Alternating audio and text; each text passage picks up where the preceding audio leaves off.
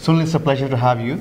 Thank you very much. I want to learn from you, and for us and for the audience out here, is when you trying to design the program, and the content is the key, and without the right content you get the right audience and the right speakers. Absolutely. So what went into deciding, since this is the energy capital of the world, you're trying to defocus a little bit from core technology, IT, to energy and other infrastructure space, since you are part and parcel of this ecosystem, which is the greater Houston area and the energy sector. Share some thoughts with us about putting this program together. Right. So the whole program should surround future. And future means that the future is all about innovation and getting the energy of the youth. And it is not limited to IT.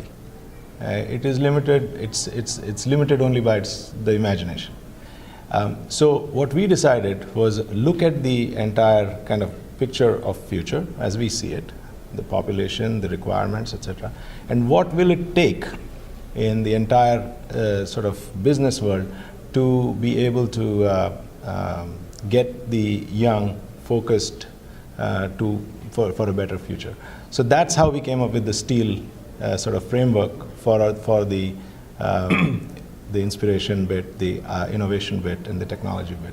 And the STEEL structure, you know about it. I mean, it's sustainability, it's technology, it's energy being the center, again, Houston, education, and life sciences. And so that's how we came up with it. It was not very clear as to how we will actually bring it all together. The theme, it's easier to think conceptually first, but to bring it all together requires a lot of iteration. So we had to go through a lot of iteration.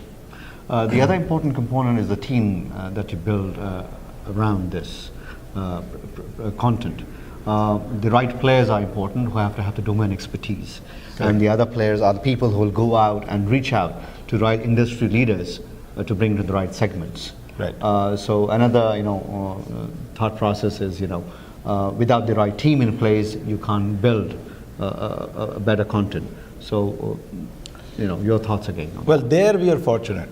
The reason we are fortunate is because IIT AGH and the IIT network in general are already people of extremely high caliber who are extremely well connected. So to get a team together that is both energetic, well connected, and who know what they are talking about is easier to get in a network like IIT. So that was not really a major problem. I think the major problem was to fit the theme with the speakers, the availability, and the logistics of it all.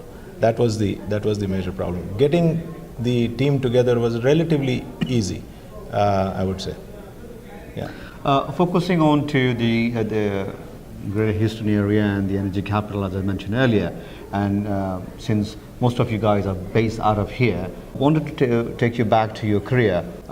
What made you choose this particular segment? So first of all, I give credit to IIT because I got interviewed there, and I got my job through IIT, but I'm not from IIT. I chose energy sector honestly only because of one reason, because I could make money. As simple as that.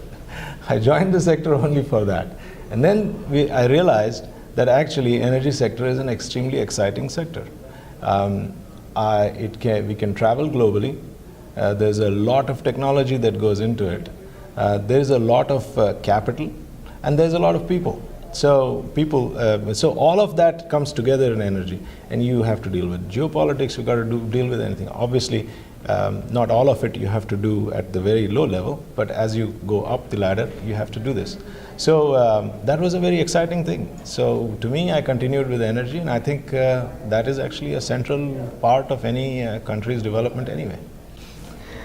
Now that after 2 decades, you're a seasoned pro in the industry, so when you look back and others who will listen to you say, well, if you join this for the opportunity to make good money and have a good life, having worked 2 decades, you're in an even better position to make an even better life. So why leave it and try start an entrepreneurial career? Well, the entrepreneurial career is mainly for after I knew what I really liked. Actually, it's strange, but it's strange that you actually come to realize what you really like after a lot of time, after you've actually worked quite a lot, and then you've seen what succeeds and what doesn't succeed. The entrepreneurial career is still in the same domain. It's energy. That's what I know. So it's still in that domain, but it's just something that I relate to a lot better than a larger corporate life. That's really the reason why I went there. Where are you focusing now? Because you're a 4-people company starting out on the rig side, so just want to learn a bit more about. So we want to build a very successful drilling contracting business.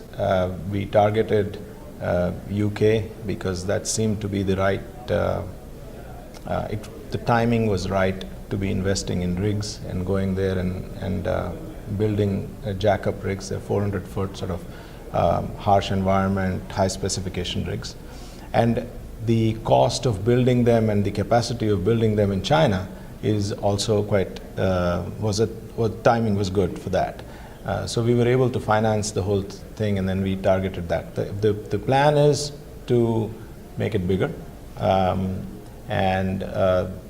then perhaps later on maybe diversify a little bit. But at the present moment, just build organically in capacity.